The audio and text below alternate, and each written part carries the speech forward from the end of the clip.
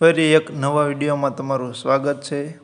એક શનિવારે નાનકડો છોકરો શાળાએથી ઘેર આવ્યો અને તેણે પોતાના પિતાને કહ્યું, મારા શિક્ષકે અમને ઘરકામમાં એક કામ સોંપ્યું છે। 10 જણને ભેટવાનું અને તેમને કહેવાનું કે ધીરજ રાખો, જીવનમાં શ્રદ્ધા રાખો અને હું તમને ચાહું છું। તેના પિતાએ કહ્યું, કંઈ વાંધો નહીં, હું કાલે તને મોલમાં લઈ જઈશ, ત્યાં તું આ કામ પતાવી શકીશ। છોકરો બીજે દિવસે સવારે ઉઠી અતિ ઉત્સાહપૂર્વક તૈયાર થઈ ગયો અને તેના પિતાને કહેવા લાગ્યો, ચાલો પપ્પા, હવે મોલમાં જઈએ। બહાર ખૂબ જોરથી વરસાદ પડી રહ્યો હતો એટલે પિતાએ કહ્યું, બેટા, થોડી વાર રહીને જઈશું, અત્યારે આટલા વરસાદમાં મોલમાં કોઈ નહીં હોય। પણ છોકરાએ તો જીદ જ પકડી।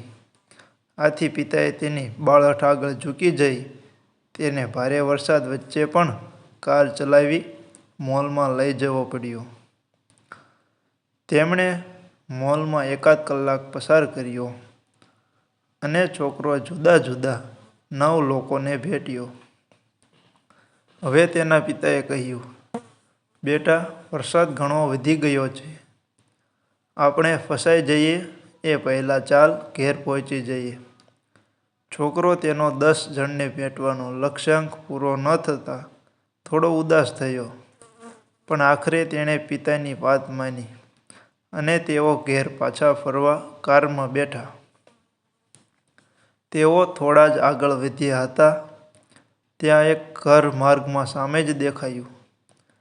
તેના તરફ આંગળી ચીંધતા છોકરાએ પપ્પાને કાકલુદી કરી કાર થંભાવવા કહ્યું અને ઉમેર્યું, પપ્પા, મને પહેલાં ઘરમાં જઈ આવવા દો, મારે એક જ વ્યક્તિને ભેટવાનું બાકી છે, મને ચોક્કસ એ ઘરમાં કોઈક મળી રહેશે અને હું મારું ઘરકામ પૂરું કરી શકીશ। પિતાએ પોતાના નાના પુત્રની ઈચ્છા પૂરી કરવા કાર બાજુએ લીધી અને થોભાવી। છોકરાએ તે ઘર પાસે જઈ દરવાજાની ઘંટડી વગાડી।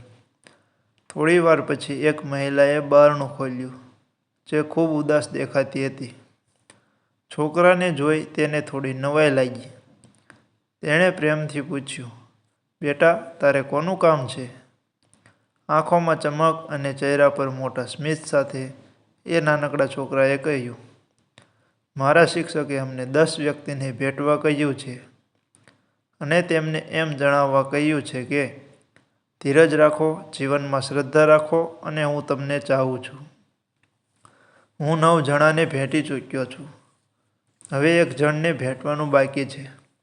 શું હું તમને ભેટી શકું છું અને મારા શિક્ષકનો સંદેશો પાઠવી શકું છું? તે મહિલા નાનકડા છોકરાને ભેટી પડી અને ચોધાર આંસુએ રડવા માંડી। આ જોતા છોકરાના પિતા ત્યાં પાસે આવી ગયા અને તેમણે મહિલાને પૂછ્યું કે શું તેમને કોઈ સમસ્યા છે? મહિલાએ પોતાની જાતને સંભાળી લીધી। પિતા પુત્રને ઘરની અંદર આવવા આમંત્રણ આપ્યું, તેમને ચા પાઈ અને પછી કહ્યું, મારા પતિનું થોડા સમય પહેલાં મૃત્યુ થયું છે અને એ પછી હું સાવ એકલી પડી ગઈ છું। આજે તો હદ થઈ ગઈ। સવારથી મને થતું હતું કે બસ હવે મારે પણ મારા જીવનનો અંત આણી દેવો જોઈએ। થોડી વાર પહેલાં મેં ખુરશી લીધી, તેના પર ચડી હું પંખે લટકી મારી જાન આપવા તૈયારીમાં જ હતી, ત્યાં દરવાજે ઘંટડી વાગી। મને આશ્ચર્ય થયું કે મને મળવા તો કોઈ આવતું નથી, તો પછી અત્યારે બારણે કોણ આવ્યું હશે? મેં કુતૂહલવશ દરવાજો ખોલ્યો અને ત્યાં આ દેવદૂત આવીને મને કહે છે, ધીરજ રાખો, જીવનમાં શ્રદ્ધા રાખો અને હું તમને ચાહું છું। મને ખાતરી છે કે ચોક્કસ ઈશ્વરે પોતે મને આ સંદેશો તમારા પુત્ર દ્વારા મોકલ્યો છે। મારી મરવાની ઈચ્છા અને ઉદાસી ગાયબ થઈ ગયા અને હવે મને જીવવા એક નવું બળ મળ્યું છે।